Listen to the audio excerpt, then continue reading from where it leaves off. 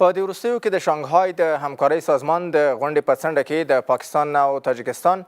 د کورنیو چارو وزیرانو ترمنځ د افغانستان د امنیتي وضعیت په اړه څرګندونو یو ځل بیا د سیمې د امنیتي اندېښنو موضوع راژوندۍ کړې ده. د پاکستان د کورنیو چارو وزارت ادعا کړې چې په افغانستان کې لسګونه وسلوالې ډلې فعالیت لري او د موضوع یې له سیمه ییزو شریکانو سره شریکه کړې ده. بل لور ته اسلامي امارت دغه ادعاوې بې بنسټه بولي او ټینګار کوي چې هیڅ ډلې ته د بل هیواد پر ضد د هیواد له خاورې د فعالیت اجازه نه ورکول کیږي. د اسلامي امارت چارواکي دا ډول څرګندونې تکراري تورونه ګڼي او وایي چې تر اوسه د دغو ادعاو لپاره هیڅ مستند شواهد نه دي وړاندې شوي. همدارنګه د شانګهای د همکارۍ سازمان په غونډه کې د روسیې د کورنیو چارو وزیر هم د سرحدونو پورې تړلو امنیتي ګواښونو او د غړو هیوادونو ترمنځ د ګډې همکارۍ پر اړتیا خبرې کړې دي.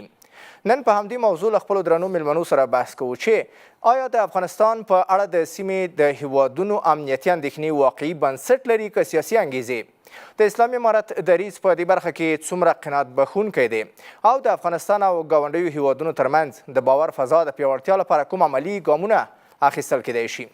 سلام درنو لیدونکو، زه محمد نسیم ستانکزی یم. تاسو ته د خبرې خپرونه ګورئ. په دې خپرونه کې په همدې موضوع باندې د بحث لپاره دلته په سټوډیو کې راسره درې قدرمن میلمانه دي. د سیاسي چارو شنونکی ښاغلی فضل الرحمن اوریا صاحب، د سیاسي چارو شنونکی ښاغلی روح الله هوتک صاحب او د سیاسي چارو شنونکی ښاغلی سمیع الله احمدزی صاحب. درې وړو درنو میلمنو ته ښه راغلاست. یم کور مدان چې خپرونه کې راسره یاستئ. ښاغلی اوریا صاحب، بحث غواړم تاسو نه راپیل کړم. د پاکستان د کورنیو چارو د وزیر دغه څرګندونې په څه معنا باندې بولئ، په داسې حال کې چې اسلامي امارت دغه څرګندونې بې بنسټه بللي دي او حتی ویلي دي چې د جمهوریت په وروستیو کې هم یا جمهوریت په مهال هم پاکستان ورته ادعاوې کولې چې په افغانستان کې 25 یا شاوخوا وسلوالې ډلې فعالیت لري. ولې د دې ډلو د فعالیت په تړاو باندې هیڅ ډول شواهد او مستند نه دی وړاندې شوی؟ تشکر. مننه سرګزی صاحب، تاسو ته، احمدزي صاحب ته، هوتکي صاحب ته، درنو لیدونکو او اوریدونکو ته د زړه له کومې سلامونه وړاندې کوم. که اجازه وي دا بحث په نن له یو بلې زاویې نه وڅېړو. راځئ داسې ووایو چې د تاجکستان او پاکستان ګډې څرګندونې د افغانستان پر ضد باندې چې دې ته رواني تروریزم وایي، دغسې څرګندونې درست دا اوس مستقیما تړاو پیدا کوي هغې هوکړلیک پورې چې د افغان نظامي او فني هوکړلیک چې د افغانستان او پاکستان تر مابین، د افغانستان او روسیې تر مابین امضا شوی ده. د دې هوکړلیک یو موخه دا ده چې د روسیې ستراتیژي دا ده چې د افغانستان له جغرافیه څخه د منځنۍ اسیا هیوادونو امنیت ونه ګواښل شي. دا د روسانو یو ستراتیژي ده او په دغه توافقنامه کې هم طبیعتا یو ستراتیژي ګڼل کیږي او طبیعتا افغانستان باید دې ته ژمن وي او افغانستان طبیعتا تر اوسه پورې خپله ژمنه عملي کړې ده. اما برعکس د روسیې او د روسیې د متحدو هیوادونو له خوا څخه له جغرافیه څخه هم باید د افغانستان امنیت وګواښل شي که نه؟ که تاجکستان دا صلاحیت لري چې دغه تاجکستان، ازبکستان، ترکمنستان دا ټول د روسیې امنیتي ساحه ده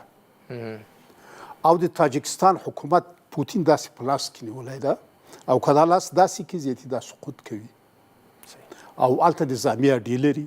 د ډلیز امنیت سازمان غړی ده. آیا دی صلاحیت لري چې دی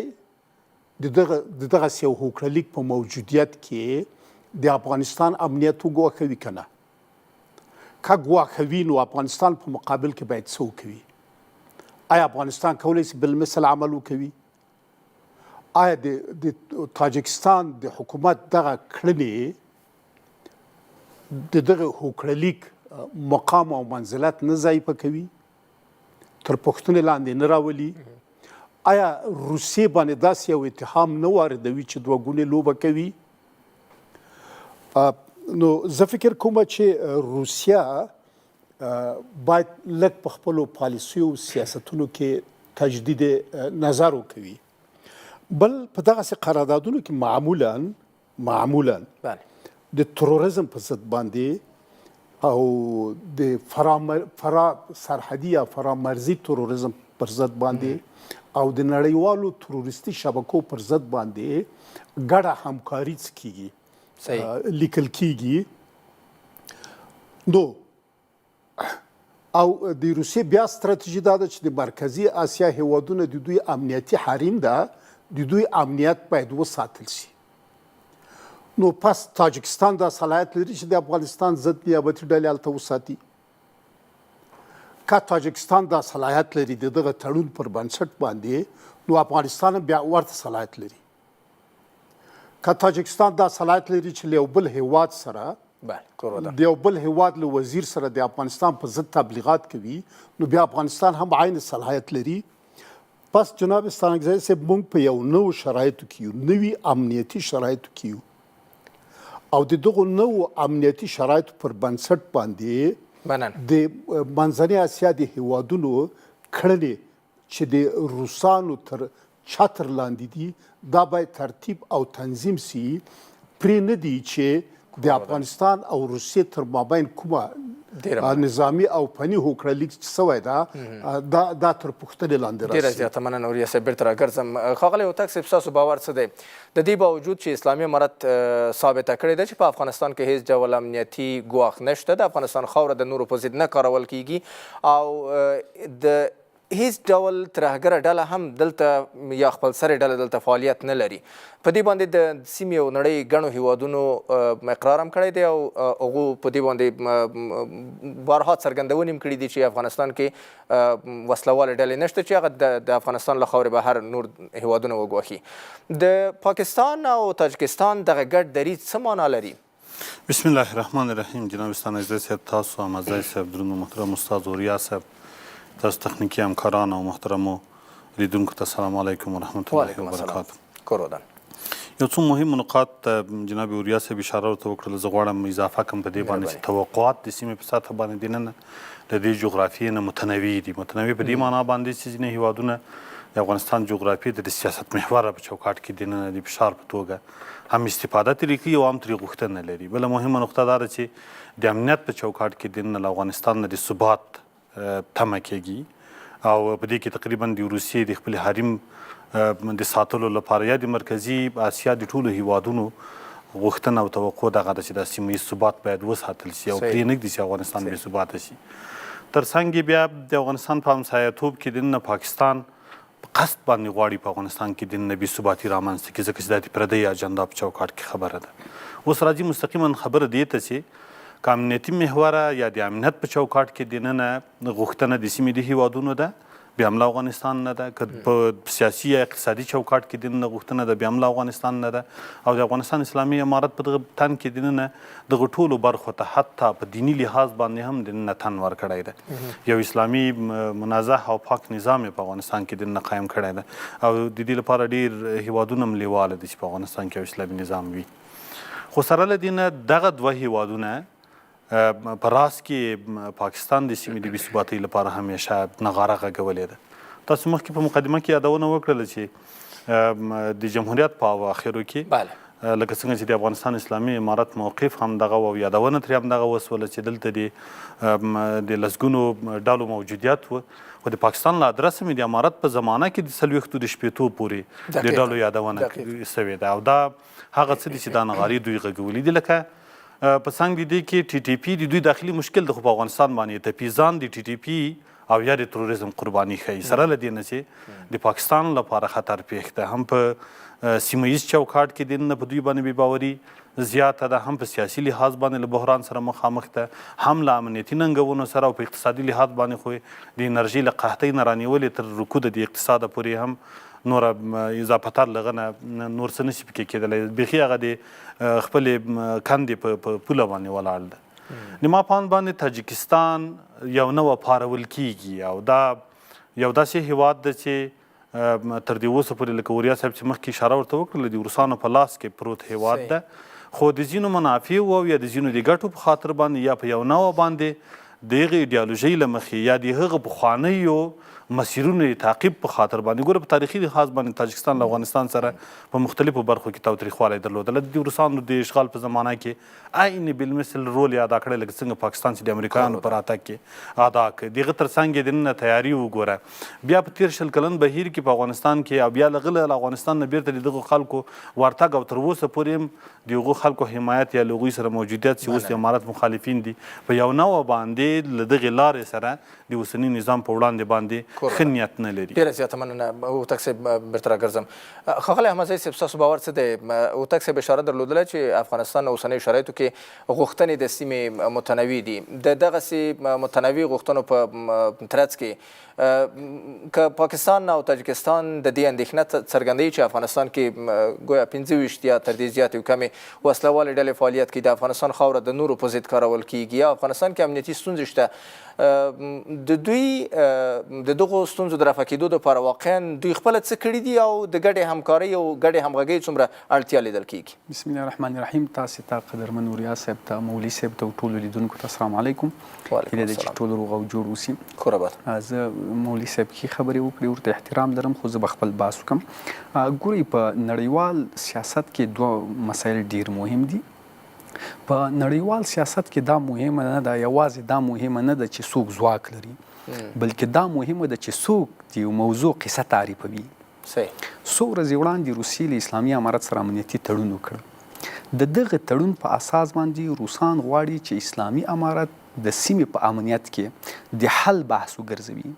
که چیرې روسان پر دې وتوانیږي چې اسلامي امارت د سیمې د امنیت د حل برخه وګرځېږي، نو په هغه صورت کې به د افغانستان د امنیت محور روسان ګرځېږي. نو له دې نه وروسته که چیرې تاسې وګورئ، پاکستان وایي چې دلته ترهګریز یعنې 25 ترهګریزې ډلې فعالیت لري. دا له د امنیتي تړون نه وروسته وایي، ځکه دوی خلکو ته دا پیغام رسوي چې تاسې د افغانستان امنیتي وضعیت یوازې باید د روسیې له ادرس نه ونه ګورئ، موږ هم په سیمه کې لوبغاړي یو او کولی شو چې د افغانستان امنیتي وضعیت تعریف کړو. یعنې دلته د ترهګرۍ سیالي نه ده، بلکې د نفوذونو د روایت سیالۍ ده. ځکه چې پاکستان او تاجکستان نه غواړي چې افغانستان دې دومره زر په منطقه کې د امنیت برخه وګرځېږي، بلکې هغوی وایي چې ایجادونکی باید افغانستان وګرځېږي. یعنې کله چې په سیمه کې د امنیت یا بېثباتۍ برخه ګرځېږي، باید اسلامي امارت او افغانستان د بېثباتۍ د برخې حق ادا کړي. یعنې هغه وویل سي چې دوی دا سیمه بې ثباته کړې، نه د دې مسلې چې کله بې ثباتي رامنځته کېږي اسلامي امارت د دې د حل بحث وګرځېږي. ځکه که هغوی وایي که اسلامي امارت پر دې شکل باندې څي او د امنیتي معضلاتو د حل بحث وګرځېږي، نو امنیتي معضلات له پولې نه بهر پر موږ باندې واردېږي چې په پاکستان کې ترهګریزې ډلې دي، په تاجکستان کې داعش ده. نو په هغه صورت کې باید د معضلې تولیدونکی موږ وګرځېږو او حل به اسلامي امارت. دوهم بحث چې په نړیوال سیاست کې ده او دا ډیر مهم ده، کله کله یو د خطر نشتون، یعنی په بالکل په بشپړ ډول باندې د یو خطر نشتون د ځینو قدرتونو یا لوبغاړو لپاره خطر ایجادوي. ځکه دوی نه غواړي چې خطر دی په بشپړ ډول له منځه لاړ شي. که چیرې دغه د ترهګرۍ بحث په بشپړ ډول منځه ځي، نو د ده پر بنسټ باندې چې کوم ائتلافونه جوړ سوي، کومې بودیجې اخیستل کیږي، کومې همکارۍ په سیمه کې موجودې دي، نو هغه له منځه ځي. نو اوس دوی غواړي چې د خطر تصویر ژوندی وساتي، تر څو دوی وتوانیږي چې هغه ائتلافونه او ګډ کارونه چې په سیمه کې دوی کوي هغه د ژوندي وساتل سي. اوس که چیرې په افغانستان کې تقریبا د 10 کلونو ترهګرۍ بحث مطرح کیږي، که چیرې دا له منځه ځي، نو پاکستان هغه ائتلافونه او تړونونه چې په منطقه کې کړي دي هغه هم له منځه ځي. پاکستان چې په دې اساس باندې پیسې ترلاسه کوي، بودیجه زیاتوي یا خلک پیسې ورکوي، هغه هم له لاسه ځي. هغه شریک کارونه چې په منطقه کې دوی ترسره کول یا له هیوادونو سره یو ځای کول هغه هم له منځه ځي. نو د دوی غوښتنه دا ده چې د ترهګرۍ تصویر ژوندی وساتي، که څه هم په بشپړ ډول باندې ختمه سوي، د دې په خاطر باندې چې سیمه د ترهګرۍ پر محور باندې ژوندی وساتي. مثلا ایران سره تړون وکړي چې په افغانستان کې ترهګریز ده او د دې ترهګرۍ لپاره به ګډ کار کوو. یو بل هیواد سره تړون وکړي چې په افغانستان کې ترهګرۍ ده او د دې ترهګرۍ د کنټرول لپاره به ګډ کار کوو. له دې مسایلو نه ور ایخوانه یوه مسله بله ډېره مهمه ده چې اوس په منطقه کې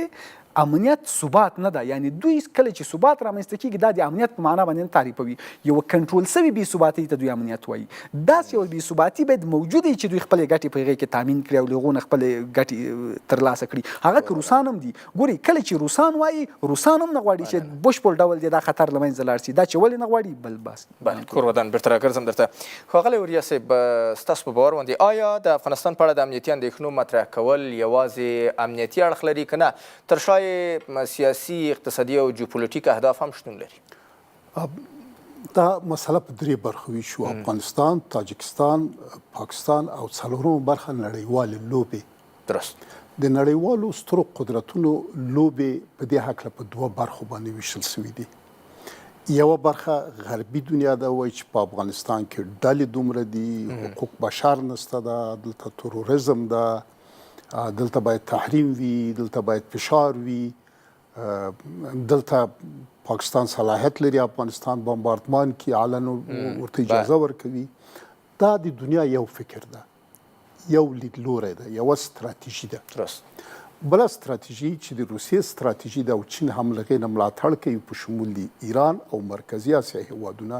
چې په افغانستان کې امنیت ده، د افغانستان حکومت په ډېر قهرمانانه ډول باندې تروریزم په ځانګړي ډول د داعش پر ضد باندې مبارزه کړې ده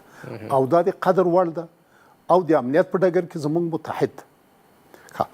د دې دواړو لوبغاړو په مابین کې افغانستان په یو ډول نه یو ډول د لوبې ډګر ده، د دواړو قدرتونو په مابین کې. پاکستان د امریکا متحد ده، اما ډېر په ټیټه کچه. هماغه د امریکا پالیسي باید مخکې بوځي. اما راځو تاجکستان ته. تاجکستان د روسیې د امنیت، د سیاست، د فرهنګ، د اقتصاد یو اساسي او نه بیلیدونکې برخه ده. دی صلاحیت نه لري چې د غرب پالیسي د افغانستان په هکله مخکې بوځي، مګر هغه وخت چې روسیه اجازه ورکړي. د روسیې د اجازې پرته د تاجکستان رئیس جمهور یوه کلمه هم د افغانستان په ضد نسي استعمالولی. پوښتنه دلته دا ده چې ولې روسیې داسې اجازه ورکړې، او که روسان وایي موږ اجازه نه ده ورکړې، نو څنګه د تا د امنیت، د تا د اقتصاد یو اساسي برخه ده او هغه داسې کړنې سرته رسوي. بل موږ روسانو سره په وخت امیر امان الله خان کې دوه قرارداد درلودله. یو همداسې امنیتي تخنیکي قرارداد و، بل نظامي او تخنیکي، بل غیر نظامي قرارداد و. زما وړاندیز دا ده چارواکو ته که چیرې په دغه نظامي او فني قرارداد کې دغه شان نه وي نوشته سوي، مهرباني صاحب، دا شان نه وي نوشته سوي، نو په بشپړ ډول باید یا یو ضمیمه او یا یو بل قرارداد هغوی سره امضا سي، تر څو د هغوی له جغرافیه د افغانستان په ضد استفاده ونسي او د افغانستان له جغرافیه نه د هغوی په ضد چې طبیعتا افغانستان ټولو ګاونډیو او سیمو هیوادو ته ډاډ ورکړی ده او دا ډاډ ورکوي او دا ډاډ یې عملي کړی ده. اما راځو پاکستان ته. په لنډو کې صاحب مهرباني. پاکستان چې په اوسنۍ شرایطو کې د غرب له محور سره انډیوالي او رفاقت کوي د افغانستان په ضد باندې، زما ورته په ډاګه وایم چې د غرب انډیوالي او رفاقت د پاکستان له حکومت سره ډېر لنډمهاله ده. کوم وخت چې د خلیج فارس جنگ پای ته ورسیږي، ورو ورو به د غرب موقف د پاکستان په هکله تغییر کوي. نو پر دې بنسټ پاکستانی چارواکو ته دا اړتیا ده چې له خپلو ګاونډیو هیوادونو له هغې جملې له افغانستان سره ښه روابط باید وپالي او د افغانستان استقلال، تمامیت ارضي ته باید درناوی وکړي. ډېره زیاته مننه وریا صاحب، بیرته راګرځم. هوتک صاحب، د شانګهای همکاریو سازمان کې د افغانستان د امنیتي وضعیت په تړاو باندې تل تمرکز کول، دوامداره تمرکز د سیمې د هیوادونو دپاره څه اهمیت لري؟ مهمه دا ده چې شانګهای سازمان د سیمې لپاره د یو بدلون راوستونکي سازمان په توګه باندې خصوصا د افغانستان او په سیمه کې دننه د یو تحول او په ټوله کې دننه د سیاسي معناور او خصوصا د غرب د منافعو د هغوی د په وړاندې یا هم د هغه د میدان یا د خلا د ډکولو لپاره رامنځته شوی سازمان ده او په دې کې ډېر مثبت بدلونونه تر دې اوسه را په سترګو شوي دي. خصوصا که موږ د امنیت په برخه کې خبره کوو نو تر حده پورې که چیر ډېر فعال نه ده پکې، خو اندېښنې یې په یوازې لا تر اوسه په حقایقو باندې ولاړ دي، خصوصا له افغانستان سره د تعاملاتو کچه د دغه سازمان غړي په عملي تعاملاتو کې له افغانستان سره ډېر پرمختللي دي ما سوال پاکستان او دا هغه پرمختګ د چې له همدغه سازمان نه یې د افغانستان په مورد باندې دا حقانیت درک چې د افغانستان ثبات د سیمې د ثبات په معنا باندې ده. مخکې احمدجي صاحب اشاره درلودله د دې لپاره چې اوس په مهمو عمده نقاطو باندې سړی بحث کوي چې پاکستان غواړي د افغانستان هغه تخنیکی کوم پیمان چې نظامی پیمان نه ده بلکې یو تخنیکی پیمان ده د افغانستان د پخوانیو ماشینریو یا اسلحو یا د هغو د مدیریت یا د لوجستیک یا د ساتنې یا په ټولو برخه کې د ترمیماتو مسله ده چې هغه وروستي ساخت دي، یوازې سل هلیکوپتره یا د هغه تر څنګ د مختلفو نوع دافع هواوي ثقیله سلاوي ټانکونه د دې ترمیم ته اړتیا درلودله. دا د نورو نظامونو دا کار ونه کړ. تیر جمهوریت هم په یوازې دې باندې چې دغه یې باید رغولي وای د ملي سرمایې په توګه باندې هغه یې ونه رغول بلکې کباړول یې کباړ هم سول. له هغه نه مخکې د مجاهدینو په دوره کې دا ساختارونه له منځه لاړله، خو ورسره د دې لپاره یوه اړتیا ده چې دا په یوازې دې باندې چې واخیستل سي هغه ترمیم سي. که مونږ دغه جواب دا اوسنی دغه مسله د هغه نظامي تخنیکي تړون په چوکاټ کې چې په تخنیک په برخه کې به مرسته کوي جواب وایو اقلا دغسې نه ده. موږ لاند باید راوګرځو د اکانومیست مقالې ته. د اکانومیست مقاله د پاکستان په مورد باندې هغه څه دي وګوري همدغه څوک چې څرګندونه کوي چې هلته څه ویل کیږي، کوم حالت یې د پاکستان انځور کړی ده. بل د پی آی پی اس انسټیټیوټ چې خپله پاکستانی انسټیټیوټ ده د افغانستان په وضعیت باندې یوه ښه مقاله خپره کړې ده، څېړنه یې خپره کړې ده. هغه کم له کمه 699 حملات په دننه په پاکستان کې انځور کړي دي، هغه یې ثبوت کړي دي، واضح کړي دي. کم له کمه یې 43% زیادت پکې ښودلی ده په دغو ناامنیو کې. هغه دې وګوري افغانستان یو امن جغرافیه ده او دا یو حقیقت ته چې د امن طرف ته ځي پاتې کېږي داسې تهمت راځي. یو شي سره موافق یم، هر کله چې په سیمه کې په اقتصادي چوکاټ کې یا د ثبات په چوکاټ کې دننه د افغانستان سره د مرکزي اسیاو یو څه قدمونه پورته کېږي د دې لپاره چې دا وضع او دا وضعیت یو کمرنګه کړي، د دې لپاره ځینې څرګندونې د پاکستان له طرفه کېږي، فکر کومه چې معنا به ونه لري. کور ده ډېره زیاته مننه. ښاغلی احمدزی صاحب، مخکې اوریا صاحب اشاره درلودله چې پاکستان د امریکا د پرېکړو یا د هغو د پالیسیو عملي کوونکی د په سیمه کې دغه راز تاجکستان ته اشاره وسوله چې هغه د روسیې تر کنټرول لاندې ده، د روسیې له اجازې پرته هغه نشي کولی چې دغه ډول څرګندونې وکړي. ستاسو په اند باندې که پاکستان د امریکا پالیسۍ تطبیقي او تاجکستان د روسیې تر کنټرول لاندې ده، دغه نسبي همغږي د افغانستان په تړاو باندې چې دوی د ناامنۍ په تړاو کوي څه معنا لري؟ که چیرې داسې فکر وکړو چې تاجکستان که فکر وکړو چې تاجکستان د روسیې تر لاس لاندې ده او پاکستان د امریکا پالیسي پر مخ باندې وړي، نو دلته دوی ګټې تضادې دي ځکه چې د غربیانو یو قسم پالیسي ده، هغوی په افغانستان کې د بشر د حقوقو د ښځو د حقوق بحث مطرح کوي او روسان او شرقي بلاک تر ډیره د تروریزم او د تروریستي ډلو د دې بحثونه مطرح کوي. نو دغه متضاده لیکه د دې اجازه نه ورکوي چې دواړه د افغانستان په هکله باندې یو واحد دریځ رامنځته کړي. نو کله چې پاکستانی رژیم وایي چې دلته د ترهګرۍ بحث ده، دا مسایل دي، نو دا د روسانو بحث ده. ځکه له دې وړاندې که چیرې تاسو وګورئ روسانو وویلې چې په افغانستان کې 23 ډلې دي چې 100,000 سرتیري لري، چې په هغې کې ویلې چې 3,000 داعشي غړي دي. له هغې نه وروسته دوی اسلامي امارت یو نړیوال امنیتي فورم غونډې ته وروباله او دغه امنیتي تړون یې امضا کړ. نو دلته مسله دا ده چې روسان غواړي چې خطر وښیي،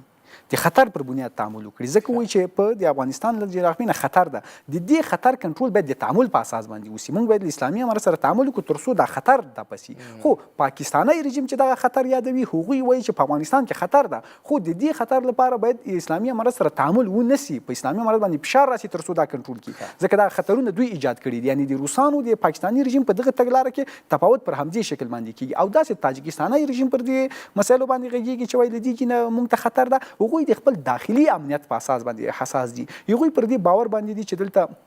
په تاجکستان کې مونږ پر مذهبي مراسمو یا مذهبي مواردو باندې ډیر بندیز لګولی دی. که چیرې اسلامي امارت ثبات پیدا کوي نو هغه ډلې چې مثلا د انصار الله ډلې دغه په تاجکستان کې د داسې یو نظام غوښتونکي سي چې هغه به اسلامي نظامي، یعنی دغه ظلم یا دغه کار چې مونږ ترسره کوو دا به له خطر سره مواجه کړي. د تاجکستان د ولسمشر دا څرګندولې د هغه د شخصي بقا په اساس باندې ده چې غواړي شخصي بقا وکړي، او دغه کوشش دا ده چې روسانو ته داسې وایي چې نه امنیتي تړون باید ونشي، یعنی مونږ باید نږدې نه سو، د فشار له لارې نه باید استفاده وکړو، یعنی فشار نه هغه څه چې پاکستان هم په دې نقطه کې ویل، یعنی هغوی هدف هم دا ده چې د فشار بحث باید دلته مطرح سي. تفاوت پر همدې کې ده چې بدلون غواړي، یعنی ترهګریز بحث روسان هم مطرح کوي خو تعامل پاکستانیان هم مطرح کوي خو فشار، یعنی تفاوت پر دې کې ده. اوس چې کله د فشار مسله مطرح کوي بیا دا ویلی سو چې پاکستان د غرب بحث ده په دې وخت کې، ځکه غرب هم غواړي چې اسلامي امارت د بدلون وکړي خو د فشار له وجې نه، د فشار له وجې نه دوی دواړه یو مشترکه نقطه پیدا کوي. خو دا چې په تاجکستان او روسانو سره همغږي، هغسې همغږي چې هغه د امریکا پالیسي پر مخ ویسي، دا د روسانو پالیسي په مخ باندې ویسي، دا متضاد دي او دا مشترکه نقطه نه پیدا کوي. ډېره زیاته مننه. درنو لیدونکو لنډه دمه لرو، تر دمې وروسته مو بحث دوام لري.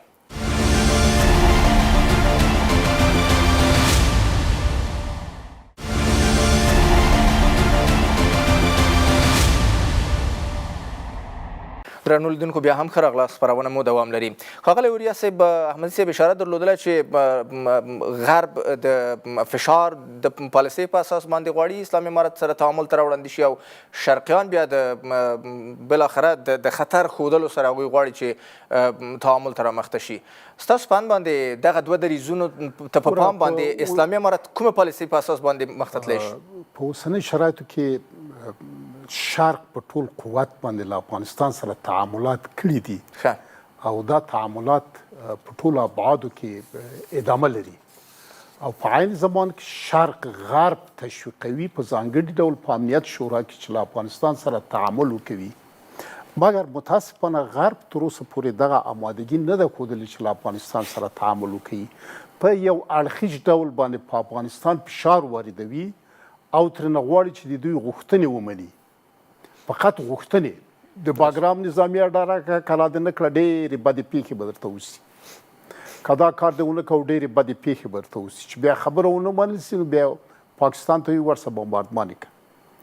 غرب تر اوسه پورې دغه آمادګي نه لري چې فشار شاته واچوي او راسي افغانستان سره تعامل وکوي. مخکې موږ وویل چې یو نوع د افغانستان په فضا کې رقابت شتون لري د شرق او غرب په مابین کې. دغه رقابت غرب غواړي چې افغانستان بې ثباته کړي، افغانستان ضعیف او ناتوان کړي، په افغانستان کې نیابتي ډلې دلته باید جنګ او جګړې وکوي. دغه د غرب ګټې په ستراتیژیک ډول باندې نه خوندي کوي. نو اړتیا ده چې غرب هم خپل پالیسي کې تغییرات راولي، فشار پرېږدي.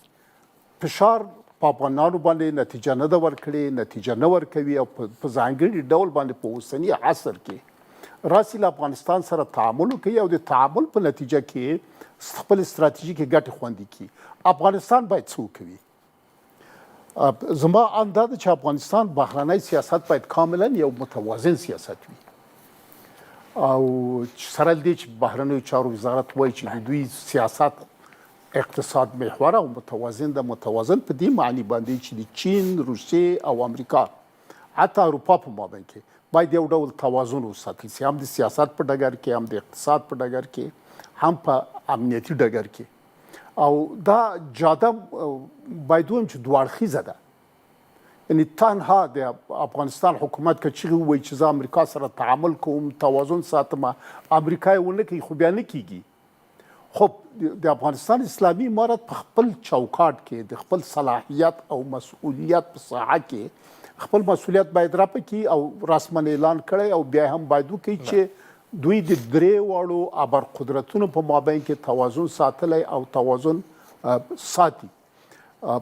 دغه یو ډول ناسالم رقابت چې اوس د افغانستان په فضا کې د شرق او غرب په مابین کې د امنیت په ډګر کې ادامه لري. دغه ناسالم رقابت نه د شرق په ګټه ده، نه د غرب، نه د افغانستان. افغانستان دوی باید وپیژني چې دا یو د اتصال جغرافیه ده.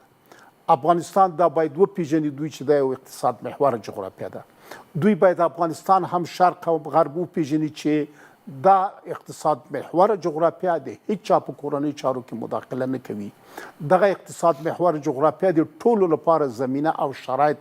مساعده وي چې په افغانستان کې مشروع رقابت وکوي او د افغانستان حکومت به د دوی لپاره یو ښه میزبان او کوربه وي. نو زما دا ده چې افغانستان په اوسنۍ شرایطو کې خپل لږ تعاملات غرب سره باید ګړندي کړي، له مختلفو لارو چارو نه یو اړخیزه څو اړخیزه خبرې باید له غرب سره وکوي. اما راځو پاکستان باندې. په پاکستان باندې یو ستراتیژیک تمرکز چې د پاکستان سره روابط تغییر وکړي په کار نه ده، ځکه که غرب سره امریکا سره انګلیس سره روابط جوړ سوله پاکستان په خپل آرامیږي بیا هیڅ نشي کولی. ډیره زیاته مننه اوریا صاحب. هوتک صاحب د پاکستان بهرنیو چارو وزارت وړمه ورځ وویل چې افغانستان د پاکستان ورور هیواد دی، افغانستان د پاکستان ملګری دی، دلته ژبني قومي دینی مشترکات شته د دواړو هیوادونو ترمنځ. د دې ټولو باوجود نن د افغانستان په تړاو باندې د افغانستان د بې ثباتۍ د افغانستان د ناامنۍ په تړاو باندې دغه څرګندونې چې کیږي دا د دواړو هیوادونو په راتلونکو سیاسي او ډیپلوماتیکو اړیکو باندې څه اغېز کولی شي؟ ستانکزی صاحب دغه کومې خبرې چې دا ده کړي دي دا رښتیا ده او دا څه چې کوي دا د دوی نه دي، دا کول یې دا کوم لکه دا وروستۍ څرګندونه خبرې او عمل یو نه دی. عمل دا خو د پاکستان د سیاست مسله ده. د پاکستان کې دننه د سیاسي یا د ملکي حکومت وزیر د خارجې ده، صحیح هغه دا یادونه کړې ده، خو نظامیان بیا بل څه کوي، نظامیان بمبار کوي، نظامیان حریم نقضوي، نظامیان د تحریم په خاطر باندې دې لپاره چې دا جغرافیه اتصال ونه لري، لکه څنګه چې په شلو کلو کې د اشغال د اتصال مخه نیول سوې وه، لکه څنګه چې د سیمه ییز ثبات په وړاندې باندې ستونزه ولاړه سوې، یعنې د غربي اجنډا لپاره که چیرې دلته ثبات راسي نو چینایان به په اقتصادي لحاظ باندې پنځونه رامنځته کړي، دلته به روسان د دغې خلا نه ګټه پورته کړي چې هغه د سیمه ییز سیاست چوکاټ کې دننه د خپل نفوذ پراخوالی ده. که افغانستان په اقتصادي ډګر کې محور واوسیږي او د اتصال یو ډګر واوسیږي او دغه اوسنی کوم یو ستراتیژیک موقعیت چې ده دا کماکانه استفاده سي، لکه د لویو پروژو په تطبیق کې دننه دلته خو نجاتي بیا خو جګړه نشي رامنځته کېدلی، پاکستان خو د اجنډاوې نشي مخته بولی د پاکستان رژیم. له همدې امله ویلی سو چې د پاکستان وینا د ملکي وګړو او یا هم د علماو او یا به د اوسني نظام د مستبد نظام د اپوزیسیون د غړیو دا حقانیت لري، ځکه هغوی دغه پالیسي ننګوي، ردوي یې، د هغو په وړاندې درېدلي دي. خو دغه څه چې د پاکستان رژیم د افغانستان په وړاندې باندې کوي دا ښکاره انځور د دې ده چې دا درې څلور عمده نقاط نه غواړي، نه غواړي سیمه ثبات ولري، نه غواړي جغرافیوي اتصال رامنځته سي، نه غواړي دلته اقتصاد محوره سیاست وي، اقتصاد محوره یا ګډ د پولو حیثیت پیدا کړي افغانستان او جنوبي اسیا سره مرکزي اسیا وصل سي. له همدې امله په لوی چوکاټ کې دننه د پاکستان د تباهۍ په معنا باندې ویلی سو، د پاکستان په تباهۍ په دې معنا باندې دا ټول ستونزه د پاکستان لپاره جوړیږي. دا اوس که دی روغ سي او سیاست یې روغ وي، دغه پالیسي بدله کړي، د افغانستان په وړاندې باندې دا کوم اند تفکر چې ده دې نه راوګرځي، دغه چارواکي یا د مستبد نظام نو دی به له انرژۍ نه له قحطۍ نه خلاص سي، دی به په اقتصادي لحاظ باندې لاسته راوړنه ولري، دی به له دې جګړې نه خلاص سي، ځکه په یو معتدله او داسې یو نظام به یې رامنځته کړی وي چې هغه د سیمې لپاره ثبات غواړي، خیر غواړي، د سیمه کې جګړه نه تحمیلوي. نو له همدغه امله د سیمې هیوادونه هم په دوی باندې بې اعتماده دي او خپل ملتونه یې ورباندې بې اعتماده دي. له همدې امله ویلی سو چې پاکستان دا کوم څه چې ترسره کوي دا د خپلې تباهۍ لپاره د همدې باوجود د دواړو هیوادونو په سیاسي او ډیپلوماتیکو اړیکو به اغېز سوي دي دغه اصلا زه فکر کوم چې دا اوسنۍ کومې اړیکې چې ستا د سفارتکارانو کومه مسله چې ستا د یو مجبوریت مسله ده، هلته په میلیونونو انسانان دي، افغانان دي، هغه مختلفې ستونزې لري، له مختلفو کړاوونو سره دي، دوی هم ظلم ورباندې کوي، هغو ته د رسېدو په خاطر باندې فکر کوم امارت دغه کړکۍ لږ خلاصه پرېښې ده کینې اصلا روابط سته نه، کوم روابط هر چېرته چې سټیج پاکستان ته په لاس باندې ورغلی د افغانستان په وړاندې باندې تبلیغات کړي دي، هر کله چې د افغانستان په مورد باندې نظر خپور کړی ده او هغه ادرس خپور کړی دی چې هغه له افغانستان سره دښمني او تربګني او د غرب یو طرفه سیاست او اجنډا او فشار او انزوا تحمیلوي، بیا په افغانستان په وړاندې باندې داسې څرګندونې کړي دي چې دلته په لسګونو ډلې د تروریزم موجودې دي، پاکستان ترې نام نه ده او دا بالاخره په نړیواله سطحه باندې هم د افغانستان په وړاندې د انزوا او د فشار د راوستلو غوښتنه کړې ده او داسې دغې سرپه ونه سوله راغله مستقیما په افغانستان کې دننه ملکي اهداف، شفاخانې، د ژنیوا د کنوانسیون د ټولو خلاف عملونه یې ترسره کړل، دا چارې یې ترسره کړلې. زه فکر کوم چې له پاکستان سره اوسنۍ اړیکې د مجبوریت په چوکاټ کې دي او امارت د مجبوریت په چوکاټ کې د دوی سره اړیکې ډېره زیاته مننه ښاغلی هوتک صاحب. ښاغلی احمدزی صاحب ستاسو باور څه دی د افغانستان د امنیتي وضعیت په تړاو باندې د متضادو روایتونو دوام د بالاخره د هیواد نړیوال مشروعیت او سیمه ییزو اړیکو باندې څه اغیز لري؟ ګورئ دغه مسایل لکه څرنګه مې چې مخکې ویلې د هر هیواد د هغوی د ګټو پر بنسټ باندې کیږي. تاسو وګورئ چې روسان له موږ سره تړون هم کوي خو هغوی نه غواړي چې سیمه دې په بشپړ ډول ثبات پیدا کړي یا امنیت دې موجود وي، ځکه که چیرې په افغانستان نه دوی د منځنۍ اسیا هیوادونو ته خطر متوجه نه کړي نو هغه هیوادونه بیا په بشپړ ډول له دوی نه خپلواکي ترلاسه کوي. هغوی بیا په بشپړ ډول کوشش کوي چې له غربیانو سره اړیکې فراخي کړي نو خطر به نه موجود. کله چې دوی دغه خطر احساس نه کړي نو بیا د روسانو نظامی اډه په جنوب د تاجکستان کې تاجکان نه پرېږدي، هغې ته بیا ضرورت نه لري ځکه دا د همدې ضرورت پر بنیاد باندې ده چې هغوی ته وایي چې له افغانستان نه تاسو ته خطر ده او دا خطر په هغه وخت کې مهارېږي چې موږ له تاسو سره همکاري وکړو، تاسې باید د موږ تر چتر لاندې واوسېږئ. نو په دې اساس باندې موږ وایو چې دوی نه غواړي چې په بشپړ ډول باندې د ثبات رامنځته شي. په موقتي ډول باندې که چیرې په دې وروستیو کې تاسې د غربیانو خبرې واورئ، هغوی وایي چې په افغانستان کې ترهګري د اوس لپاره یعنی ګواښ نه ده، د اوس لپاره ګواښ نه ده ځکه هغوی وایي چې په افغانستان نه مونږ وتلي وو، هغه د ترهګرو بحث کرا دوی وایي چې د مونږ په شتون کې موجود نه وو. اوس چې مونږ نه یو تللي په بشپړ ډول نه ده موجود، مونږ کرا زیات سي. یعنی د هغوی هدف دا ده چې د مونږ په نه شتون کې سیمه نارامه کیږي، ترهګري روزل کیږي، ترهګري زیاتیږي، سیمه بې ثباته کیږي. خو بیا شرقیان داسې وایي چې نه د امریکا په شتون کې دلته دا مسایل دي ځکه چې امریکا دلته 20 کاله تیر کړ د ترهګرۍ بحث مطرح کړ چې موږ ترهګرۍ سره مبارزه کوو. اوس هم چې دوی وتلي دي په افغانستان کې 23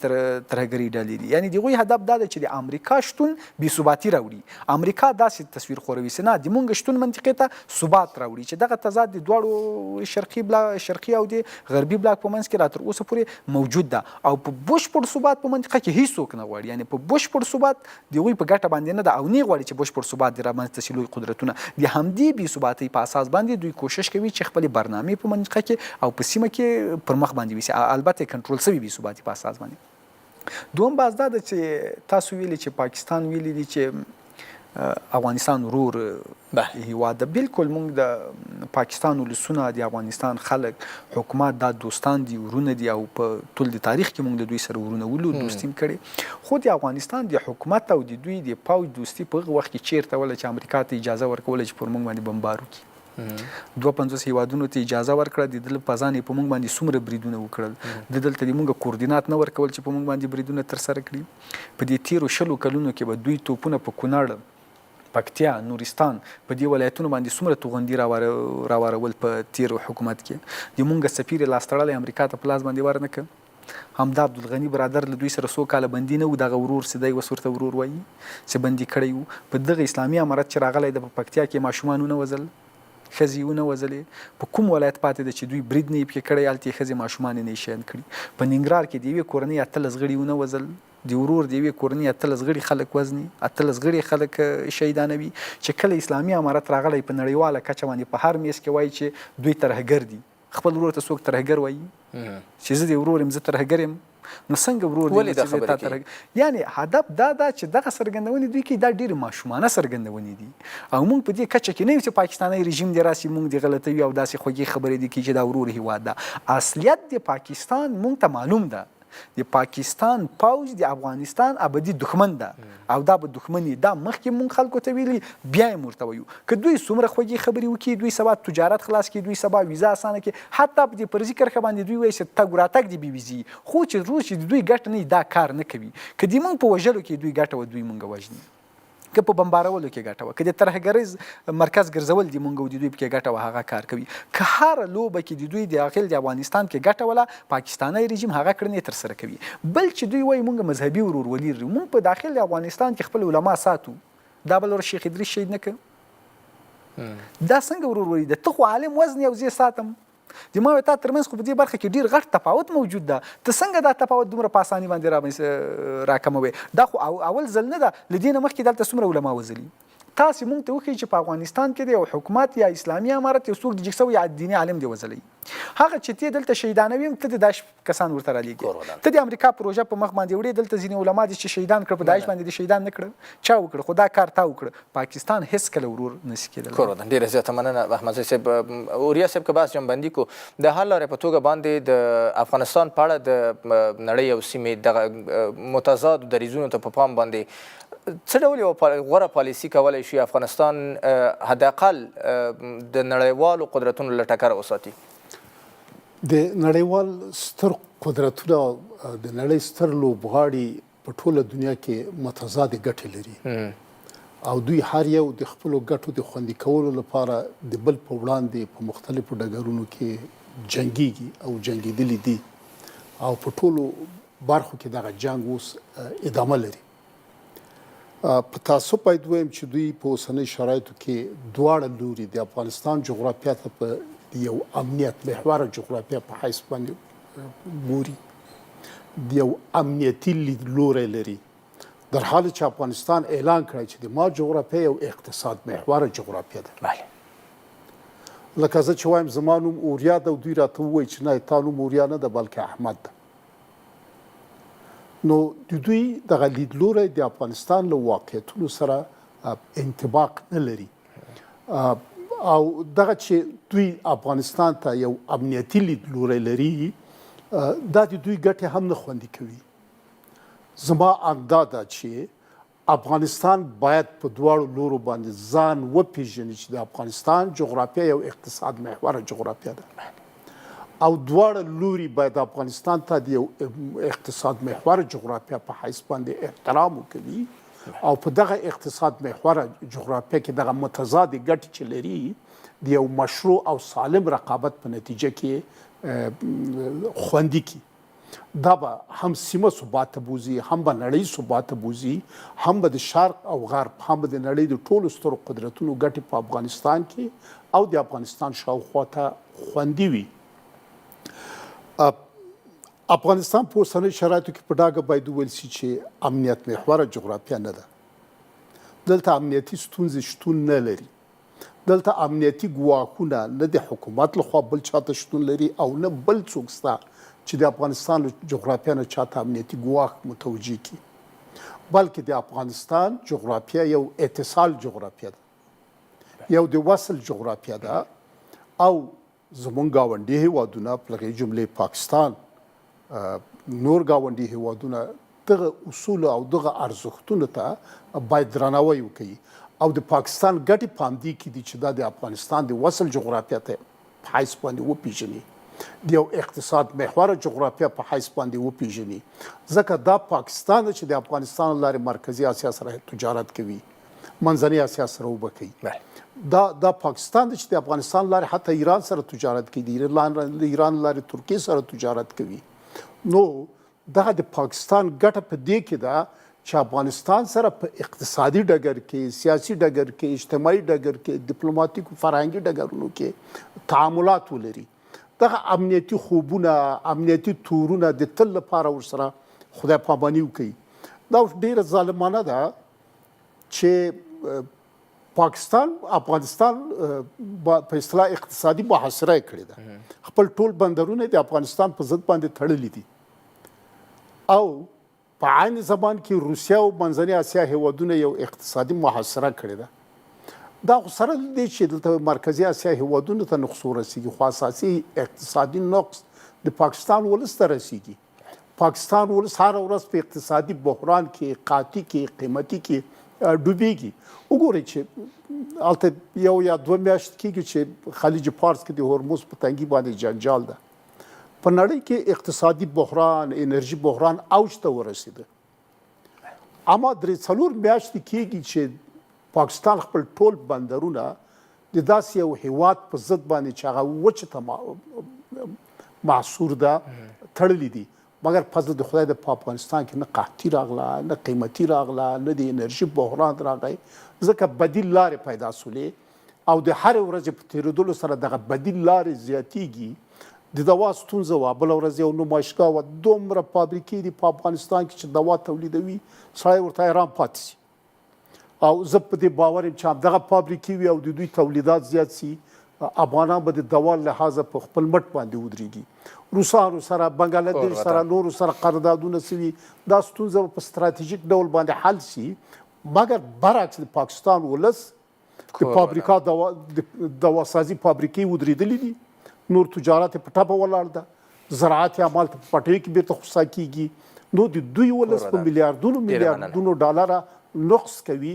فقط د امریکا د دې لپاره چې ورته تشکر، د یو تشکر لپاره هم خپل ولس تباه کوي او خپل ګاونډي هیوادونو ته هم د دښمن په سترګه باندې ګوري. ډېره زیاته مننه اوریا صاحب. ښاغلی هوتک صاحب، ستاسو په باور باندې څه کول پکار دي د اسلامي امارت او د سیمې او نړۍ ترمنځ د تعامل د لا پیاوړتیا لپاره؟ زه د اوریا صاحب د خبرو په ادامه باندې اضافه کوم. د امنیت او یا د اقتصاد په مورد باندې رغنده خبره وکړله. زه بیا وایم او واضح هم همدغه ده چې د افغانستان جغرافیه ډېره مهمه او موثره جغرافیه ده او دا د درک کې د سیمې هیوادونه دي درک کې لوی قدرتونه دي هم په دې برخه کې درک کې، که څه هم دا انفصال د جغرافیو جداوالی په یو لوی استراتیژي په توګه باندې په دې 45 کلونو کې په دې سیمه کې تحمیل شوی و. د مثال په توګه باندې ټاپي د تیر امارت په محل باندې امضا شوه چې دا به جنوب د اسیا ته ځي، د منځنۍ اسیا نه، او هلته به د انرژي د قحطۍ مخنیوی کوي، لکه دا اوس یا هندیانو سره مخامخ کیږي یا پاکستانیانو سره مخامخ کیږي. خو دا بیا په 10 کلونو کې سره له دې نه چې ښه ډېر امکانات هم وه، ښه لویه ټکنالوژي موجوده وه، دا ولاړه نه، ځکه هدف دا نه و چې دا جغرافیې دې متصلې وي یا تر څنګ یې دننه کاسا هزار یا افغان ترانس یا دا نورې برخې. زه وایم چې افغانستان د سیمې د ثبات لپاره یو مهمت د جغرافیه ده، لکه څنګه چې یو ښه کوریدور ده د تجارت لپاره، نو یو ښه جغرافیه د ثبات لپاره هم کېدلی شي. او دا واقعیت ده چې هر کله د افغانستان ثبات رامنځته شوی ده، په سیمه کې د ثبات لپاره قدمونه ګړندي شوي دي، او چې په افغانستان کې بې ثباتي تحمیل شوې ده او دا حقیقت ده چې بیا د سیمې لپاره بې ثباتي رامنځته شوې ده. خو د نورې سیمې بې ثباتي لکه اوریا صاحب چې اشاره ورته وکړه، لکه په هر لحاظ باندې وي، دا اوس په پاکستان کې په زرګونو کسان وژل شوي دي، په زرګونو ورک شوي دي، په زرګونو حملات ترسره کیږي او ډلې موجودې دي، مخدره مواد هم هلته ښه پریمانه دي، تقریبا 2 صوبې خو بیخي اور اخیستی ده، خو بیا په افغانستان باندې تاثیر نشته، لارې هم بندې کړي دي. خو افغانستان هغه حالت کې نه ده لکه یو وخت چې په دوی پورې منحصر و، ځکه 15 بدیله لري. او یا هم که دا اوس تاجکستان په دې مورد باندې بد نظر لري، موږ هېڅ نه راکړه ورکړه که نه ورسره لرو، چند مثله دوی له تعامل نه وروسته پاتې دي چې ازبکستان له افغانستان سره لري. څو کرته دوی بیا له هغه تعامل نه وروسته پاتې لکه چینایان چې له افغانستان سره لري. نو مهمه دا ده چې افغانستان د دې ترڅنګ چې د سیمې د ثبات لپاره اړین ده، د اقتصاد د پرمختګ لپاره، در حال چې د نورو اړتیاوو د رفع کولو په خاطر باندې یو موثره جغرافیه ده. او په دې برخه کې اوسنی کوم سیاست چې امارت ته پوښتنه د امارت وکړله، دغه چاره په لاره باندې اچولې ده، دغه حقانیت یې درک کړی ده چې د سیمې لپاره یوازینی جوابګو مسله همدغه اقتصاد، همدغه ثبات او همدا اتصال ده. ډېره زیاته مننه ښاغلی هوتک صاحب. ښاغلی احمدزی صاحب، ستاسو باور څه دی له روان وضعیت نه د بریالي وتلو دپاره څه باید وشي؟ ګورئ، یو مثال اوریا صاحب ډېر ښه ورکړی چې زه ورته وایم چې د ما نوم اوریا ده، دوی وایي چې نه ته اوریا نه یې، احمد یې. دوی په کوم بنیاد باندې وایي چې ته احمد یې؟ دوی پر دې باور دي چې تا 20 کاله جهاد کړی او اوریا د مستعار نوم ده، د دې په خاطر باندې چې خلک دې ونه پېژني، په حقیقت کې احمد یې. دوی پر دې باور دي چې تا 20 کاله جهاد کړی، امریکا دې ویستلی دي جینه، ته اوس اسلامي امارت یې. درست، ته یو اسلامي نظام یو امیر تا کنټرولوي. که ته په دې شکل باندې ثبات پیدا کړي، خلک د په رسمیت باندې وپېژني، د انصارالله ډله وایي چې زه د تاجکستان حکومت ولې نشم وهی؟ اسلامي امارت چې امریکا وهي او اسلامي نظام ایجادوي، زه د تاجکستان حکومت ولې نشم وهلی او اسلامي نظام نشم جوړولی؟ TTP وایي چې اسلامي امارت امریکا وهي، زه پاکستان رژیم ولې نشم وهلی؟ خو زه هغه وهلی سم. د شرقي ترکستان ډله وایي، د غور مسلمانان وایي چې اسلامي امارت دا کار کولی شي، نو موږ یې ولې نسو کولی؟ نو په دې اساس باندې هغوی پر دې باور دي چې اسلامي امارت باندې باید فشار وارد شي او تغییر وکړي. له دغه فارمټ نه چې د تغییر وکړي او په نړیوال نظم کې ځان مدغم کړي، دغه فارمټ د نظام چې اوس په کوم شکل باندې ده، دغه خطر ایجادوي. دا ځکه خطر ایجادوي چې نورې ډلې دا الهام اخلي او پر همدې باور کېږي چې اسلامي امارت دا کار کولی شي، نو زه ولې نسم کولی، زه باید دا کار وکړم. تا پوښتنې ته راځم ګوري د اسلامي امارت ویاند هم په دغه برخه کې ویلي دي چې موږ امنیت ټینګ کړی دی او د موږ جغرافیه چاته په خطر باندې نه ده دغه امنیت چې اسلامي امارت په داخل د افغانستان کې حاکم کړی ده دا یو حقیقت ده خو ستونزه دا ده چې د سیمې لپاره یو منل سوی حقیقت نه ده دا چې اوس اسلامي امارت څنګه وتوانیږي چې دا په یو منل سوي حقیقت باندې تبدیل کړي نو دا په هغه صورت کې کیږي چې دوی د سیمې هیوادونو ته قناعت ورکړي لکه څنګه چې روسیې ته ورکړی یعنی اسلامي امارت د ترهګرۍ د ایجاد یا د جوړېدو باس نه د حل برخه وګرځېږي چې دا ډیره مهمه مسله ده اوس که کله دغسې تړون له اسلامي امارت سره کیږي نو په دې تړون کې دې زمینه مسایدېږي چې داسې مسلو د حل برخه وګرځېږو کله چې موږ د حل برخه ګرځېږو نو په هغه وخت کې بیا موږ د ایجاد له برخې نه وځو اوس د سیمې یوه برخه کوشش کوي چې موږ د همدغې معضلې ایجاد وګرځوي چې افغانستان ده چې دا تولیدوي افغانستان ده چې دا کړنه ترسره کوي او موږ پر دې هڅه کوو چې نه دغه څه چې تولید سوي دي موږ یې حل کوو یعنی که مونږ ونه اوسېږو دلته ثبات رانولو منځنۍ اسیا بې ثباته کېږي دلته مونږ یو تاسې باید مونږ ومنئ اسلامي امارت وایي تر څو چې مونږ ونه منئ بې ثباتي رامنځته کېږي د مونږ په منلو ثبات رامنځته کېږي او دغه څه چې د روسیې منلی ده اوس که نوره سیمه هم دا ومني دا چې اسلامي امارت امنیت راوستی حقیقت ده که هغوی مو منل په منل سوي حقیقت تبدیلېږي ډېره زیاته مننه کورمدان له درې وړو قدرمنو میلمنو چې په خپرونه کې مو ګډون کړی و درنو لیدونکو له تاسو هم مننه چې د خپرونې تر پای شیبو راسره وئ تر بیا مو په لوی رب سپارم